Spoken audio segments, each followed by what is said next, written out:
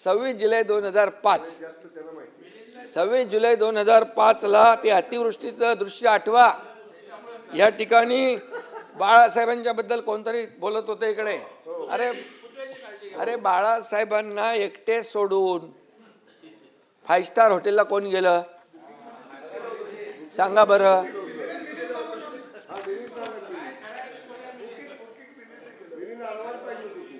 सभापती महोदय, म्हणजे काय आहे, आता जे लोक बोलतात त्यांना जुनं थोडं आठवून आपल्याला माहिती करून दिली पाहिजे, विसरतात. आणि म्हणून वारे ताज ते कुठे होतं ते माहिती आपल्याला. आणि म्हणून मी आपल्याला एवढंच सांगतो की आम्ही सत्तेत असो नसो जनतेच्या सेवेमध्ये सदैव असतो. मग तुमचं कोल्हापूरचा पूर असू द्या, महालक्ष्मी एक्सप्रेस, दादा इकडे बसलेले आहेत, महालक्ष्मी एक्सप्रेस, सातारा सांगली महाड चिपळूण, या सगळ्या पुरामध्ये आपण पाहिलेलं आहे. सरकार म्हणून असेल किंवा आपली जबाबदारी म्हणून असेल, आम्ही कुठेही मागचा पुढचा कधी विचार केला नाही. इर्शाळगडची घटना आपल्याला माहीत आहे. तेव्हा मी मुख्यमंत्री होतो, मला वाटतं अधिवेशन चालू होतं त्यावेळेस. अधिवेशन सोडून आम्ही गेलो, हे माझ्यावर मंत्री लोक होते. मला म्हणाले इर्शाळगडवर काय जाता येणार नाही, म्हणजे फार धोकादायक आहे. पण मी त्यांना सांगितलं मी जात नाही आहे, तुम्ही आता जा, मी पण जातो आहे. परंतु मी आपल्याला सांगतो, मी SP आणि कलेक्टरच्या गाडीमध्ये आम्ही तिघंच निघालो आणि तिघं सभापतीमध्ये इर्शाळवाडीत पोचलो. आम्ही तिकडे गिरीश महाजन पण वरती होते, ते सारखे सांगत होते इकडे येऊ नका, भयानक रस्ता असा आहे तसा आहे, हे सगळं सांगत होते. ते म्हणजे काळजीपोटी सांगत होते. परंतु आपल्याला मी सांगतो मी का गेलो भाई, त्या ठिकाणी आपले NDRF, आपले अग्निशमक दलाचे जवान, एक अग्निशमक दलाचा जवान जो जात होता हार्ट अटॅकने त्याचा मृत्यू झाला. आणि तिथं मोठ्या प्रमाणावर ढिगारा उपसायचा होता, पाऊस होता, वादळ होता, तिथे धुकं होतं. कसं काम करणार ते लोक. मग जिथं जी टीम काम करत होती तिथं टीम म्हणजे सिडकोची टीम होती, इतर आपल्या डिपार्टमेंटची टीम होती. जिथे 500 लोक होते तिथे आम्ही 5000 लोक होते. तिथं मॅन्युअली करायचं होतं. तिथं काय मशीन नाही चालत ना काय चालत नाही. तिथली गेल्यानंतर परिस्थिती भयानक होती. एकीकडे जे मृत्यू झाले होते त्यांना खाली आणू शकत नाही, तिथंच खड्डे खणत होते त्यांचा तो विधी करण्यासाठी. अशा ठिकाणी देखील आम्ही गेलो. सांगण्याचा उद्देश असा आहे, तुम्ही लोक पण सगळं आपण एकच आहोत. तुम्ही पण कुठे दुर्घटना झाली तर जाता, धावून जाता, तिथं मदत करता लोकांना. परंतु या ठिकाणी काही करत नाही, सरकारने काही केलं नाही, सरकार उदासीन आहे, सरकारने वाऱ्यावर सोडलं, हे बोलता कामा नये. आणि म्हणून या ठिकाणी आम्ही देखील, मी हॉस्पिटलमध्ये होतो, तिथून माझं काम चालू होतं. फोन करणं, हे करणं, ते करणं. कुठं मुख्यमंत्री महोदय देखील आपल्या वॉर रूममध्ये होते, तिथून पूर्ण महाराष्ट्रामध्ये कुठे काय चाललं आहे. आमचे मंत्री सगळे होते, सगळे मंत्री जिथं जिथं पालकमंत्री सगळे असतील, मंत्री असतील, आपापली जबाबदारी पार पाडत होते. घरी बसले नव्हते. फेसबुक लाईव्हवाले आम्ही नाही, फेस टू फेसवाले आहे. फील्डवर काम करणारे लोक आम्ही आहोत. आणि म्हणून या ठिकाणी खोटी सहानुभूती दाखवणारे आम्ही नाही आहे. आणि म्हणून सभापती महोदय, या ठिकाणी 25 वर्षामध्ये या मुंबई महापालिकेमध्ये काय परिस्थिती झाली आपण पाहिलेलं आहे. आणि त्याचीच फळं आज आपण भोगतो आहे. जे कामं 25 वर्षापूर्वी व्हायला पाहिजे ती, मी मुख्यमंत्री झाल्यानंतर पहिलं त्याचं काही निर्णय STP साधे नव्हते. मिलिंदजी बरोबर आहे, 7 STP सुरुवात केली आपण. असंच पाणी वाहत होतं बंटीजी, प्रदूषित पाणी समुद्रात. तिथं आता STPचं काम 1-1.5 वर्षामध्ये STP तयार होतील. समुद्रामध्ये जाणारा प्रत्येक थेंब हा ट्रीटमेंट होऊन जाणार आहे. हे का करू शकले नाहीत? आज खड्ड्यांचा प्रवास का केला 25 वर्ष लोकांनी? का अपघात झाले, का मृत्यू झाले, याचा लेखाजोखा कोण मांडणार, याचा हिशोब कोण देणार? आणि म्हणून कॉन्क्रीटचे रस्ते देखील आम्ही या ठिकाणी केलेले आहेत. मिठी नदीच्या गाळामधलं मिठी नदी तर एकदमच फेमस आहे. आणि त्याच्यामध्ये देखील करोडो रुपये गेले गाळामध्ये. पण ते काय मिठी नदी आता ती आपण साफ करतोय. आणि म्हणा ते काय कोण तो काय दिनू काय कोण आहे, हां, गणपती बाप्पा मोर्या बोलायचा नाही, काम द्यायचं दिनू मोर्याला. आता दिनू कहा गया पता नाही मुझे. आणि सभापती महोदय, सांगण्याचं तात्पर्य आहे की जे आता दोष देत आहेत याच्या पाठीमागे जबाबदार कोण. आणि म्हणून सभापती महोदय, महाराष्ट्र कर्नाटक सीमेवर देखील अनेक मराठी बांधवांनी आपलं रक्त सांडलं. याच कर्नाटकच्या महाराष्ट्रद्रोही परवा सीमावासी आले होते, आपण होते ना, सीमावासी आले, काय व्यथा सांगत होते. झोडपतात, बोर्ड लावून देत नाही, मराठी कागदपत्र देत नाहीत, कोणाला येऊन देत नाहीत. काय चाललंय? अरे मंत्र्याला पण येऊन देत नाही. हे काय पाकिस्तान आहे? हा देशाचा एक भूभाग आहे. आणि अशा प्रकारचं त्या ठिकाणी हे करतात. तर त्या महाराष्ट्रद्रोही मुख्यमंत्र्यांना बोलवून त्याला शाल आणि बुके देण्याचं पाप कुणी केलं, त्याचे फोटो आलेत. आणि म्हणून हे जे काय आहे, यांची बाळासाहेब असते तर असं केलं असतं का? का सुनील शिंदेजी? बाळासाहेब असते तर असं केलं नसतं. आणि म्हणून नाही कसं. आणि म्हणून परवा सीमा प्रश्नी बैठक झाली. त्या ठिकाणी तुम्ही वैयक्तिक कोणी आपल्याला घेऊ नका आपल्यावर. अरे समोर तुम्ही आहात तर तुमच्याशी बोलणार ना. इथे काय विरोधी, काय शत्रू थोडे आपण. त्यामुळे सभागृहामध्ये आपण लोकांच्या सेवेसाठी आलेलो आहोत, जनतेच्या सेवेसाठी आलो. या ठिकाणी सीमा प्रश्नाच्या बैठकीनंतर पवार साहेब खाली जाता जाता तिकडे आले. त्यांना कोणाशी त्यांच्या लोकांशी बोलायचं होतं. माझ्या दालनामध्ये आले आणि मी वरती कॅबिनेटला होतो. मला माहीत पडलं तिकडे पवार साहेब आलेत. आता ज्येष्ठ नेते पवार साहेब आता आपले तिकडे बसले दालनात. मी ताबडतोब गेलो. त्यांना आपली संस्कृती आहे, शाल श्रीफळ दिलं. अरे काय किती मिरच्या, किती पोटदुखी, किती मळमळ, किती जळजळ, काय? अरे काय मी जलुशील चालणार नाही, जमाल गोटा पाहिजे. आरोग्यमंत्री हे बघ, तुझं आता काय एवढं, आता इतक्या वर्ष 4 वर्ष झालेत, ते काहीतरी द्या त्यांना इलाज. 50 वेळा सभापती महोदय मुख्यमंत्री देवेंद्रजींकडून जाऊन त्यांना बुके देऊन लोटांगण घालून सगळं भेटतात. आम्ही कधी देवेंद्रजींनाही विचारलं नाही आणि देवेंद्रजींनी देखील मला विचारलं नाही. आमच्या दोघांना एकमेकावर विश्वास आहे. अरे जे लोक जे अशा पद्धतीने काही विचार करतात ते स्वतःची फसगत करतायत. आणि म्हणून आपल्याला मी सांगतो, पवार साहेब एक ज्येष्ठ नेते आहेत. आमची संस्कृती आहे, महाराष्ट्राची परंपरा आहे. ही विकृती कसली आहे? काय घाणेरडं, ही आपली संस्कार परंपरा आहे. किती खालच्या थरावर बोलणार तुम्ही? किती खालच्या थरावर? जेवढे खालच्या थरावर बोलाल तेवढे खाली खाली खाली खाली खड्ड्यात उतरत जाणार. आणि म्हणून आपलाच खड्डा होत आहे. आणि म्हणून मी आपल्याला एवढं सांगतो, देवेंद्रजी आणि आम्ही आमच्यामध्ये किती काही तुम्ही काय प्रयत्न काड्या घालायचा प्रयत्न केला तरी काय होणार नाही. अरे आमचा अजेंडा काय आहे? या महाराष्ट्राला पुढे नेणं, या महाराष्ट्राचा विकास करणं, या महाराष्ट्राची प्रगती करणं, या सर्वसामान्य लोकांच्या आयुष्यामध्ये चांगले दिवस आणणं हे आमचं आहे. आणि म्हणून मी सांगतो, हम वो नहीं जो दिल तोड़ देंगे, हम वो नहीं जो दिल तोड़ देंगे, थाम कर हाथ फिर साथ छोड़ देंगे.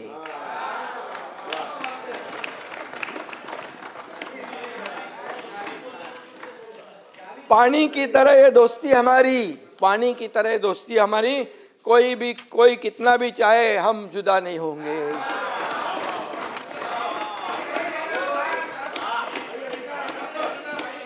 अरे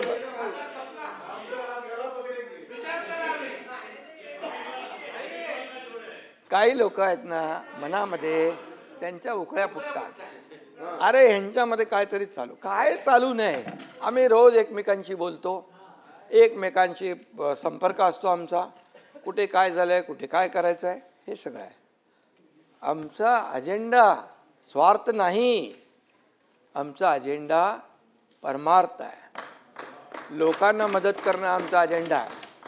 आणि म्हणून कालपर्यंत सभापती महोदय राम भक्तांना हरामखोर म्हणणारे आज रामरक्षा म्हणू लागले.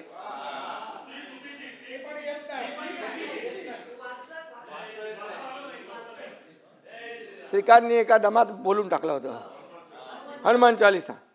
सत्ता असताना दाम आणि सत्ता गेली की राम. सत्ता असताना दाम, सत्ता गेली की राम, असं हा प्रकार आहे. आणि म्हणून कर्माची मिळाली शिक्षा म्हणून आठवली रामरक्षा. आता तुम्ही काय करणार सभापती महोदय? काहींनी नवा शोध लावलाय की हनुमानाने मशालीने लंका जाळली. हनुमानाने भाई मशालीने लंका जाळली. त्यांच्या पक्षाची निशाणी जर लायटर असती तर म्हणाले असतील लायटरने लंका जाळली.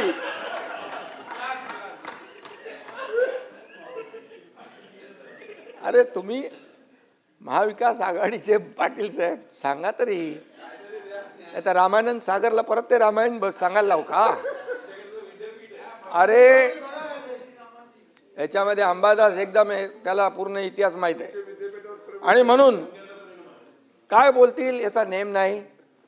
आणि मी नेहमी सांगतो जो राम का नहीं वो किसी काम का नहीं. आता त्यांना कळलंय आणि म्हणून ही उपरती सुचलेली आहे. आणि म्हणून हनुमान चालीसा म्हणणाऱ्या आमदार खासदारांना जेलमध्ये कोणी टाकलं? आणि म्हणून मी सांगतो आपल्याला देखील नावं घेत नाही मी, तुम्हाला उगाच नोटीस बिटीस यायला नको. हा संध्याकाळी विचारलं होईल कसं जाऊ घेतलं तुमचं. नहीं म्हणजे ऐसे लोगों से रखना दूरी जिनके मुंह में राम और बगल में छुरी. इसलिए मैं बता रहा हूं. सही है, सही है. अयोध्येमध्ये राम मंदिरामध्ये जे झालं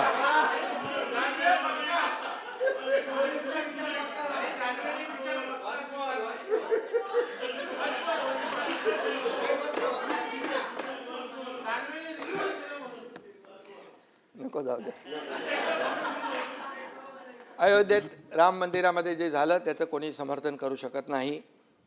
राम भक्तांना अतिशय वेदना झालेल्या आहेत आणि यावर कठोर चौकशी कठोर कारवाई होते आहे. मोदीजी आणि योगीजी कुणालाही सोडणार नाहीत. ते जेलमध्ये तुरुंगात खडी फोडायला पाठवल्याशिवाय राहणार नाही. परंतु मी आपल्याला आठवण करू देऊ इच्छितोय की जे टीका करतायत त्यांच्या सहकाऱ्यांनी सिद्धिविनायकाच्या मंदिरामध्ये दानपेटी लुटण्याचं पाप केलं. तेव्हा चौकशीचे आदेश का दिले नाहीत? का दिले नाहीत? मी बोलतोय त्याच्यावर पुरावा म्हणून बोलतोय. हे बघा, हे बघा, सिद्धिविनायक मंदिरात अनागोंदी कारभार आणि याच्यामध्ये म्हटलंय सिद्धिविनायकाला धोके आणि तिकडे खोके. ते मी नाव घेत नाही. हे बघा, ही बातमी आहे, हे मी बोलत नाही आहे. मनसेचे किल्लेदार यांनी प्रेस कॉन्फरन्स घेऊन हे त्यावेळेस हे केलेलं आहे. ही वस्तुस्थिती आहे, मी खोटं बोलणार नाही. आणि सिद्धिविनायकाच्या दानपेटीवर डल्ला मारणं हे आपलं हिंदुत्व आहे का? सावरकर यांना माफीवीर म्हणणाऱ्यांच्या मांडीवर बसणं हे आपलं हिंदुत्व आहे का? बाळासाहेबांचे विचार तोडून मोडून टाकणे हे आपलं हिंदुत्व आहे का? साधूंची हत्या झाली तेव्हा मूग गिळून बसणं हे आपलं हिंदुत्व आहे का?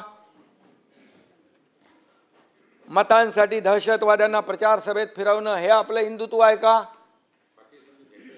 निवडणुकीत पाकिस्तानचे झेंडे नाचवणं हे आपलं हिंदुत्व आहे का? अरे भाई, हा मुंबईत पण मुंबईत झालंय.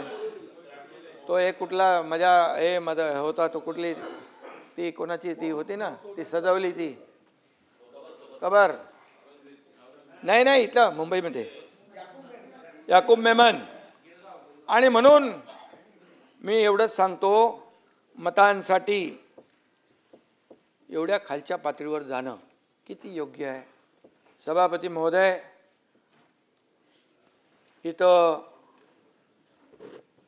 मतांसाठी जनाब बाळासाहेब ठाकरे असं लिहिलेलं कॅलेंडर तयार करून वाटण्याचं काम आणि त्याला समर्थन करण्याचं काम कुणी केलं असेल एवढ्या थराला? आणि तुम्ही काय आता हिंदुत्व आम्हाला शिकवताय? हिंदुत्व आम्हाला शिकवताय?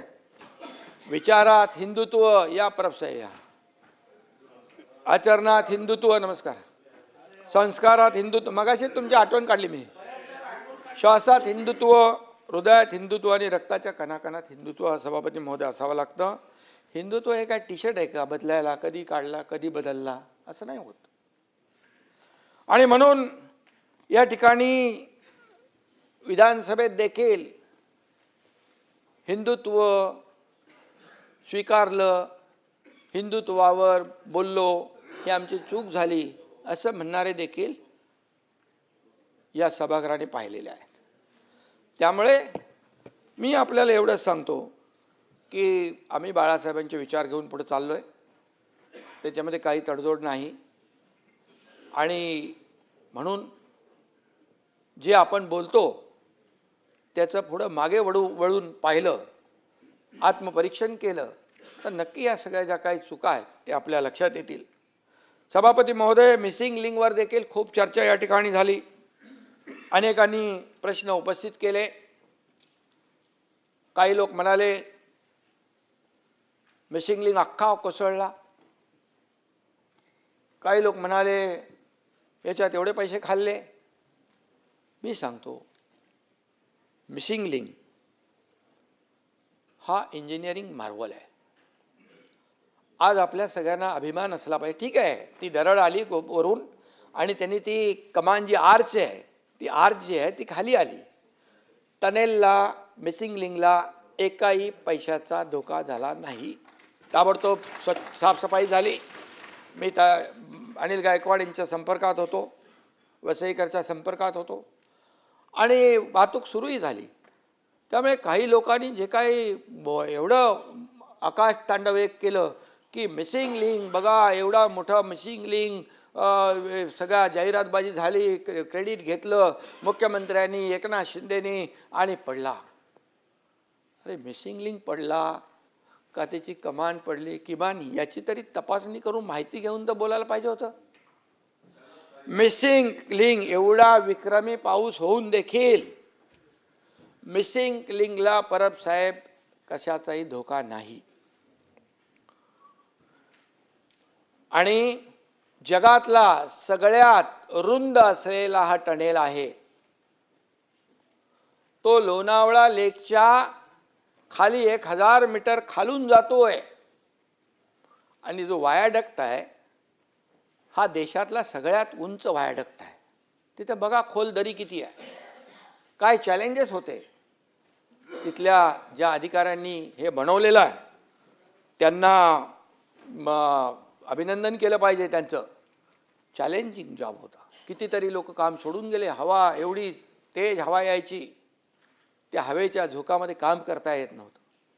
हां ठीक आहे, तो जो काही दगड आला, पाण्याचा एवढा प्रवाह होता आणि तो येईल इकडे असं कोणी म्हणजे मिसिंग लिंक तर काय, मिसिंग लिंकला काही झालेलं नाही आहे. मिसिंग लिंक आता गाडी तुम्ही पाटील साहेब तिकडून गेला असाल ना, आता चालू झाला आहे तो, आता जाणार तुम्ही तिकडून, त्यामुळे तो चालू आहे. आणि म्हणून ज्यांनी याच्यात काम केलं त्यांचं अभिनंदन केलं पाहिजे. या मिलिंद नार्वेकरला त्यांचंही अभिनंदन करतो मी. खरं बोलायची हिंमत दाखवली त्यांनी मिसिंग लिंकच्या बद्दल.